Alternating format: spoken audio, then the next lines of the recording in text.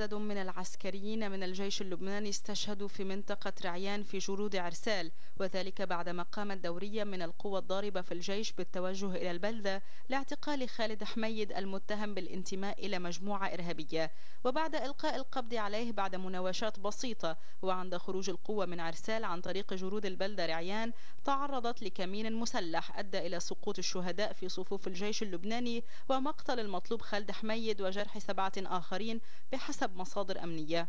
وفي وقت تعددت الروايات حول حقيقة ما جرى في البلدة، أكد رئيس بلدية عرسال علي الحجيري لتلفزيون مستقبل إن هذه الرواية غير صحيحة، وأنه تم إطلاق النار على المطلوب خالد حميد ما أدى إلى مصرعه على الفور. طلع خبر إنه في مكان بيضاء أول بتاع خالد حميد وفلل، أخذته معها يعني شو بالسيارة اللي هو فيها وأخذوه معها وفلل. هلا حكينا مع القوى الأمنية نحن، قائد الفوج مع المخابرات الجيش مع المعلومات مع كل الناس حكينا معهم وانتم دوريه بعرسال، قالوا ما عندنا دوريه بعرسال.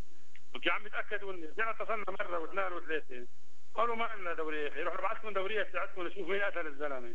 وبعدين بدل ما يتجهوا على السهل اتجهوا على الجرد، يعني هن طلعوا على جرد عرسال على بنزا، انا شعرت انه حصلوا بالثالث بجرد عرسال.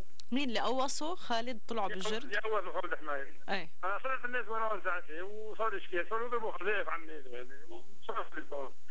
الحديث ترجعونا المديريه من بيروت انه المعلومات انه حكوا مع الدور وهي دوريه المكافحه، شوفونا العسكريه اللي بعضهم طيبين لحتى يطرق امانه ضربتهم، لهم مشكله معهم.